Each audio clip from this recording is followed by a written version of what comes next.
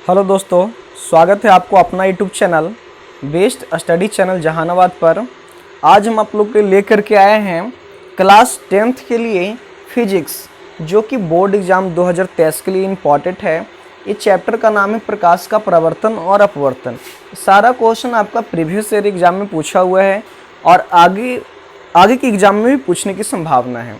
आगे हम लोग देखते हैं क्या क्या ऑब्जेक्टिव क्वेश्चन है, कैसे हम लोग डिस्कशन करते हैं इसका, कौन कौन से क्वेश्चन है। यहाँ पर हमारा पहला क्वेश्चन है, निम्न में से कौन सा पदार्थ लेंस बनाने के लिए प्रयुक्त किया जाता है? नहीं किया जाता है। अगर नहीं किया जाता है तो इसका हमारा ऑप्शन नंबर डी है, जो बिल्कुल राइट हो जाएगा, मिट्टी। आगे का हमारा नेक्स्ट क्वेश्चन है, ध्यान दीजिएगा। प्रतिबिंब का आकार हमेशा वस्तु के बराबर है तो वह दर्पण कैसा है? यदि प्रतिबिंब का आकार वस्तु के आकार के हमेशा बराबर होता है तो वह दर्पण जो होता है छोटू समतल दर्पण होता है। इसलिए हमारा ऑप्शन नंबर सी है, जो बिल्कुल राइट हो जाएगा। आगे हमारा नेक्स्ट क्वेश्चन है, ध्यान दीजिएगा इधर। कराए कि प्रकाश के अपवर्तन के कितने नियम हैं? हम लोग जानते हैं प्रकाश के अपवर्तन के दो नियम होते हैं। एक हमारा होता है कि आपतित किरण, अपवर्तित किरण तथा आपतन बिंदु पर डाला गया विलंब तीनों एक ही समतल में होते हैं। दूसरा जो नियम होता है, कहता है आपतन कोण की ज्या और अपवर्तन कोण की ज्या का अनुपात एक नियतांक होता है, यानी कि म्यू इक्वल टू साइन आई बट्टा साइन आर। इसलिए हमारा ऑप्शन नंबर बी है, जो बिल्कुल राइट हो जाएगा 2। आगे का हमारा नेक्स्ट क्वेश्चन है, ध्यान दीजिएगा। दाढ़ी बनाने में कौन सा दर्पण प्रयोग किया जाता है? दाढ़ी बनाने के लिए है जो अवतल दर्पण का प्रयोग किया जाता है, क्योंकि जो अवतल दर्पण है ना, छोटे वस्तुओं का बड़ा प्रतिबिंब बनाता है। इसलिए दाढ़ी बनाने में अवतल दर्पण का उपयोग किया जाता है। आगे का हमारा नेक्स्ट क्वेश्चन है, निम्न में से किस लेंस की फोकस दूरी धनात्मक होती है? लेंस की बात कर रहा है, इसलिए हमारा इसका है जो राइट आंसर हो जाएगा ऑप्शन नंबर बी, उत्तल लेंस। उत्तल लेंस की फोकस दूरी हमेशा धनात्मक होता है। आगे का नेक्स्ट क्वेश्चन है, परावर्तन के नियम से संबंधित है, निर्धारित करता है परावर्तन के नियम।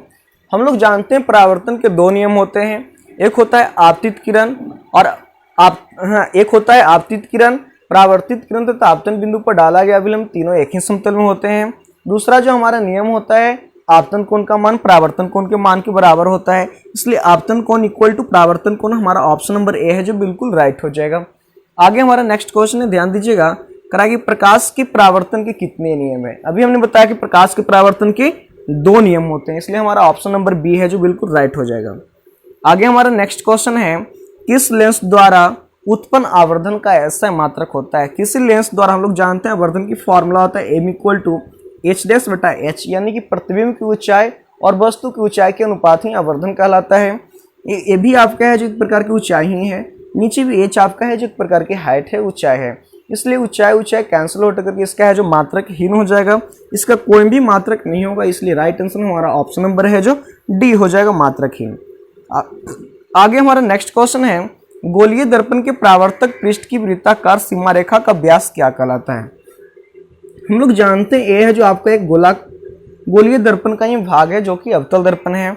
इसका है जो दर्पण की चौड़ाई, ए है जो आपका वृत्ताकार सीमा रेखा है, इसको ही कहा जाता है दर्पण की चौड़ाई, यानी कि है जो आपका गोलीय दर्पण का है जो द्वारक है। याद रखिएगा, दर्पण की जो चौड़ाई होता है, दर्पण की चौड़ाई को ही है जो द्वारक कहा जाता है। इसलिए ऑप्शन नंबर बी है, डी है हमारा, जो राइट हो जाएगा। आगे का हमारा नेक्स्ट क्वेश्चन है, ध्यान दीजिएगा। कराए कि दंत विशेषज्ञ किस दर्पण का उपयोग मरीजों के दांतों का बड़ा प्रतिबिंब देखने के लिए करता है? हम लोग जानते हैं जो अवतल दर्पण का उपयोग होता है सौरभट्टे में किया जाता है, हजामती दर्पण के रूप में किया जाता है, और इसका उपयोग है जो हम लोग करते हैं कहाँ, सर्च लाइट में करते हैं, वाहनों के हेडलाइट में करते हैं, और चिकित्सा क्षेत्र में तो खास करके प्रयोग किया जाता है। इसलिए है जो दंत विशेषज्ञ होते हैं वहां पर है जो अवतल दर्पण का उपयोग करते हैं। इसलिए हमारा ऑप्शन नंबर बी है, जो बिल्कुल राइट हो जाएगा। आगे ध्यान देते हैं, हमारा नेक्स्ट क्वेश्चन है, कह रहा है कि अवतल दर्पण की फोकस दूरी क्या होगी? हाँ ना, अवतल दर्पण की फोकस दूरी वक्रता त्रिज्या की क्या होती है? हम लोग जानते हैं एक formula F equal to R बटा टू, एफ बराबर आर बटा टू होता है। यहाँ पर ध्यान दीजिएगा, जो हमारा फोकस दूरी है जो वक्रता त्रिज्या का आधी होती है, इसलिए हमारा ऑप्शन नंबर बी है, जो बिल्कुल राइट हो जाएगा, आधी। आगे देखते हैं, हमारा नेक्स्ट क्वेश्चन है, कराए कौन सा दर्पण आमतौर पर वाहनों के पीछे देखने के रूप में प्रयोग किया जाता है? जो पश्च दृश्य देखने के लिए होता है, जो साइड मिरर के रूप में प्रयोग किया जाता है, वो हमारा होता है उत्तल दर्पण। इसलिए हमारा ऑप्शन नंबर बी है, जो बिल्कुल राइट हो जाएगा, उत्तल दर्पण। आगे का नेक्स्ट क्वेश्चन ध्यान दीजिएगा। आगे हमारा नेक्स्ट क्वेश्चन है, कह रहा है किसी माध्यम के अपवर्तनांक का मान होता है, जो हम लोग स्नेल के नियम पढ़े थे, आपतन कोण की ज्या और अपवर्तन कोण की ज्या का अनुपात ही एक है ना नियतांक होता है, यानी कि म्यू इक्वल टू फॉर्मूला होता है साइन आई बटा साइन आर। ये आपका है जो स्नेल का नियम है, ये बोर्ड एग्जाम में हमेशा पूछते रहता है कि स्नेल का नियम क्या है। याद रखिएगा साइन आई बटा साइन आर, ये हमारा है जो अपवर्तनांक की फॉर्मूला होता है, अपवर्तनांक का मान है जो निर्धारित होता है इससे। हमारा ऑप्शन नंबर बी है जो राइट हो जाएगा। आगे का हमारा नेक्स्ट क्वेश्चन है, ध्यान दीजिएगा। कह रहा है कि निम्नलिखित में से कौन सा उत्तल दर्पण की फोकस दूरी है जिसकी वक्रता त्रिज्या 32 सेंटीमीटर है। यहाँ पर आर का मान दिया हुआ है 32 सेंटीमीटर। अभी हमने फॉर्मूला पढ़ा था एफ बराबर आर बटा 2 होता है फॉर्मूला का। आर का मान 32 से नीचे 2 है, 16 दूनी आपका 32 कैंसिल आउट हो जाएगा। एफ की मान आएगा आपका 16 सेंटीमीटर, वो भी आपका पॉजिटिव होगा, प्लस में होगा, इसलिए हमारा ऑप्शन नंबर सी है जो बिल्कुल राइट हो जाएगा, plus 16 centimetre. Option number C है जो बिल्कुल राइट है। आगे देखते हैं नेक्स्ट क्वेश्चन क्या है। आगे का हमारा नेक्स्ट क्वेश्चन है, किस दर्पण से वस्तु का बड़ा प्रतिबिंब बनता है। याद रखिएगा समतल दर्पण में जो बना प्रतिबिंब होता है वस्तु से बराबर होता है, उत्तल दर्पण में जो बना प्रतिबिंब होता है वस्तु से हमेशा छोटा बनता है। एक अवतल दर्पण ही है, ये अवतल दर्पण आपका है, ये आपका प्रधान अक्ष, यहाँ पर ध्रुव होता है, ये हमारा है जो फोकस है, ये हमारा है जो वक्रता केंद्र है। याद रखिए यदि वस्तु को है जो वक्रता केंद्र पर रखते हैं तो उस दौरान वस्तु का प्रतिबिंब हमेशा बराबर प्राप्त होगा। यदि वक्रता केंद्र से है जो अनंत की ओर वस्तु को रखा जाएगा तो उस दौरान वस्तु का प्रतिबिंब हमेशा छोटा प्राप्त होगा।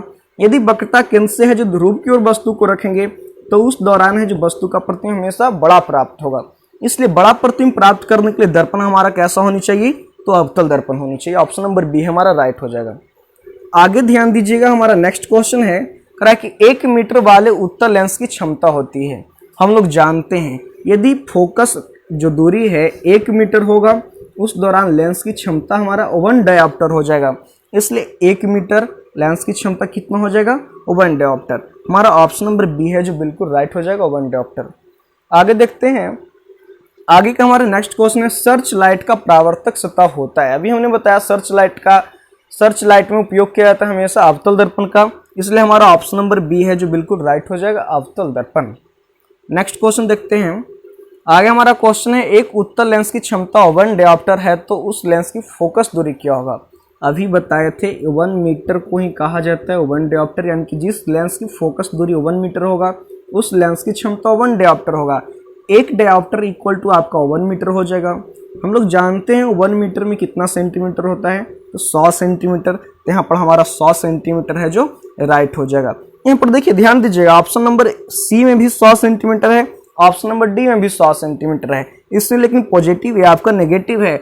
उत्तल लेंस में आपका फोकस दूरी जो आपका होता है पॉजिटिव होता है, इसलिए हमारा ऑप्शन नंबर सी है जो राइट होगा। ध्यान दीजिएगा, ऐसे एग्जाम में बहुत सारा क्वेश्चन आता है लेकिन आप कंफ्यूजन में गलत भी कर सकते हैं।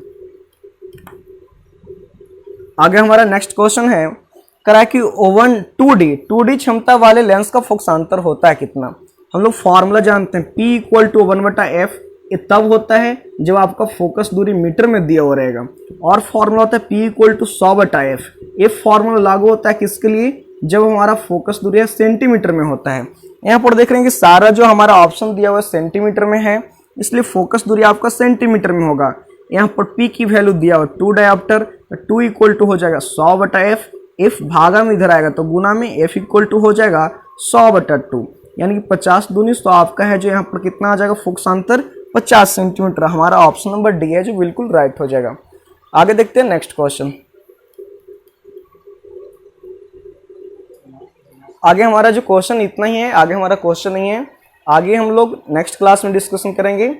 यदि आपको है जो ये क्लास अच्छा लगा हो तो जरूर कमेंट करके बताएं कि कैसा लगा, है ना। अगर अच्छा लगा हो तो चैनल को सब्सक्राइब कर लें, कमेंट करके जरूर बताएं, कमेंट करना ना भूलें कैसा आपको क्लास लगा।